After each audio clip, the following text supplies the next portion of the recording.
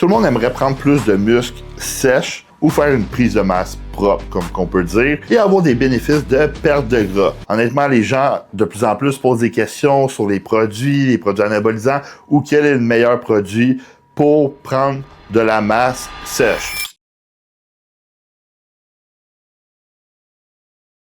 Dans le fond, aujourd'hui, je vais te parler d'un peptide, l'IGF-1 LR3, qui est de l'insuline growth factor LR3, versus l'hormone de croissance, lequel va être le mieux pour prendre du muscle et perdre du gras.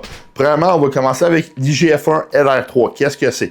Dans le fond, l'IGF-1 LR3, c'est une molécule d'IGF-1 modifiée en rajoutant des acides aminés. Ce qui fait que l'IGF-1 se bind pas au IGF-1 BP3 récepteur, Binding Protein 3, le récepteur d'IGF-1. Qu'est-ce qui se passe quand il se bind pas à ce récepteur-là? Dans le fond, l'IGF-1 va être libre dans le sang. Le corps va avoir de la difficulté à bien l'assimiler, ce qui veut dire qu'il ne se bindera pas à toutes tes binding proteins, puis il va faire moins effet parce qu'il a besoin l'IGF-1 de se binder à ta binding protein 3 pour être super effectif. C'est sûr qu'il va avoir un effet quand même, mais l'effet va être pas mal moins gros. C'est sûr que l'effet va être aussi plus systémique, ce qui veut dire sur tout le corps, que ce soit cœur, organes, etc.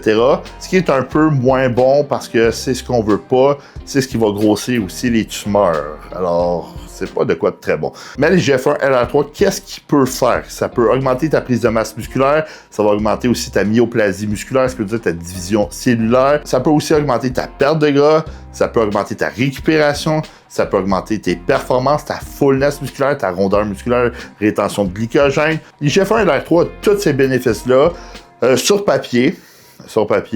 Honnêtement, beaucoup de gens qui l'ont fait n'ont pas vu beaucoup de résultats, à moins de faire des gros dosages. Est-ce que l'IGF-1 LR3 c'est comparable à l'Increlex? La réponse est non. Premièrement, l'Increlex, les dosages sont super élevés. Honnêtement, allez lire sur les sites internet, c'est assez élevé, c'est comme 120 microgrammes par kilo de poids corporel chez les enfants, 2 fois par jour. C'est vraiment élevé. Alors, si tu ferais ça, c'est vraiment absurde, ça te coûterait bien trop cher. Par la suite, pourquoi les compagnies pharmaceutiques gardent l'Increlex puis ils font pas juste vendre de l'IGF-1 LR3 pour les enfants? Ben, parce que c'est pas aussi effectif, tu sais, c'est logique. Puis en plus, l'Increlex, c'est comme prémixé, IGF-1 LR3, il est lyophisé. Je sais pas pourquoi il n'y a pas de version d'Increlex lyophisé. Alors, selon moi, l'Increlex va être beaucoup plus effectif. Puis, selon les résultats que j'ai entendus, c'est pas mal plus effectif. Par la suite, l'Increlex, lui, quant à lui, qu'est-ce qu'il va faire? Il va se binder au IGF-1 BP3, ce qui va le rendre beaucoup plus effectif aussi.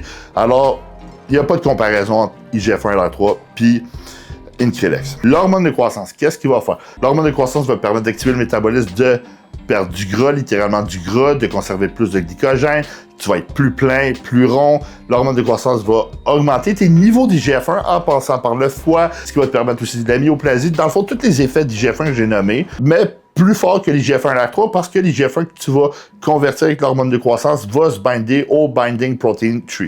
Par la suite, l'hormone de croissance, lui, quant à lui, il y a un effet super efficace sur la perte de gras, puis plus t'en prends, plus tu perds du gras. Aussi simple que ça, c'est sûr qu'il y a des effets secondaires qui viennent avec. La différence avec l'hormone de croissance versus l'IGF-1, c'est que ton corps peut juste arrêter de dire « Hey, je convertis plus en IGF-1 », puis juste arrêter ça, versus quand tu prends de l'IGF-1, ben tu prends de l'IGF-1 direct.